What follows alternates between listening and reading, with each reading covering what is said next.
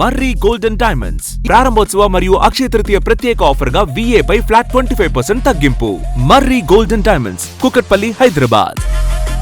దేశంలో మహిళా రిజర్వేషన్లను అమలు చేసేందుకు కేంద్ర ప్రభుత్వం ప్రణాళికలు సిద్దం చేసింది. అందులో భాగంగా ఈ నెల 16న లోక్సభలో 3 కీలక బిల్లులు ప్రవేశపెట్టనుంది.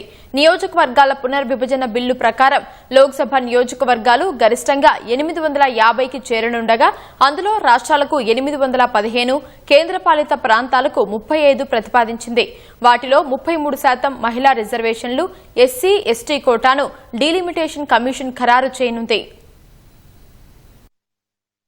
దేశంలోని చట్టసభల్లో మహిళలకు 33% రిజర్వేషన్లు కల్పించే 3 కీలక బిల్లులను కేంద్ర ప్రభుత్వం ఈ నెల 16న లోక్సభలో ప్రవేశపెట్టనుంది. కేంద్ర న్యాయశాఖ మంత్రి అర్జున్ రామ్ మేఘవాల్ 131వ రాజ్యాంగ చట్ట సవరణ బిల్లు, నియోజకవర్గాల పునర్విభజన బిల్లును లోక్సభలో ప్రవేశపెట్టనున్నారు. ఈ బిల్లుల ద్వారా లోక్సభ, రాష్ట్రాల అసెంబ్లీల సీట్ల పునర్విభజన జరగనుంది. లోక్సభలో ప్రస్తుతం 543 స్థానాలు ఉండగా ఆ సంఖ్యను గరిష్టంగా 850కి పెంచే అవకాశముంది. ఇందులో రాష్ట్రాలకు 815 స్థానాలు, కేంద్రపాలిత ప్రాంతాలకు మరో 35 సీట్లు కేటాయించనున్నారు. తర్వాత ఈ చట్టం ప్రకారం లోక్సభ నియోజకవర్గాలపై డీలిమిటేషన్ కమిషన్ ఏర్పాటు చేయనుంది. సుప్రీంకోర్టు ప్రస్తుత లేదా మాజీ న్యాయమూర్తి స్థాయి వ్యక్తి చైర్మన్ గా ఈ కమిషన్ ఏర్పాటు కానుంది. ప్రధాన ఎన్నికల కమిషనర్ లేదా ఆయన ప్రతినిధి, సంబంధిత రాష్ట్ర ఎన్నికల కమిషన్ ప్రతినిధి సభ్యులుగా ఉంటారు. కమిషన్ కు సహాయ సహకారాలను అందించేందుకు ప్రతి రాష్ట్రం నుంచి 10 మందిని సభ్యులుగా తీసుకుంటారు. ఆ రాష్ట్రం నుంచి ప్రాతినిధ్యం వహించే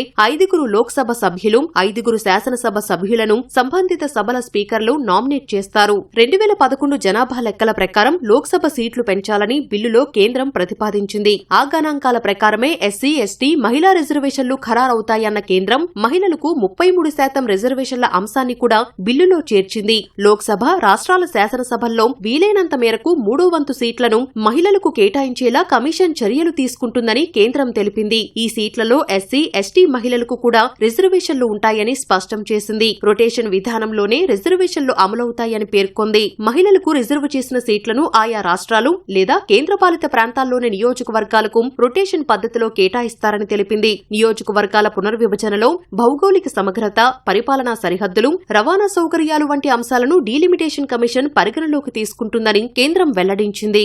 కేంద్రపాలిత ప్రాంతాల శాసనసభల్లో నియోజకవర్గాల పునర్విభజన, మహిళా రిజర్వేషన్ల అమలును సులభతరం చేసేందుకు ఉద్దేశించిన కేంద్రపాలిత ప్రాంతాల చట్టాల సవరణ బిల్లు 2026 ను కేంద్ర హోంమంత్రి అమిత్ షా లోక్సభలో ప్రవేశపెట్టనున్నారు. ఈ బిల్లు ద్వారా అసెంబ్లీలు ఉన్న ఢిల్లీ, జమ్మూ కశ్మీర్, పుదుచ్చేరికి సంబంధించిన 3 చట్టాలను సవరించనున్నారు. Government of union territories act 1963, government of national capital territory of Delhi act 1991, Jammu Kashmir పునర్వ్యవస్థీకరణ చట్టం 2019లో సవరణలు చేయనున్నారు. ఆయా శాసనసభల్లో నియోజకవర్గాల పునర్విభజన సహా 33% మహిళా రిజర్వేషన్ల అమలే లక్ష్యంగా ఈ సవరణలు చేయనున్నారు.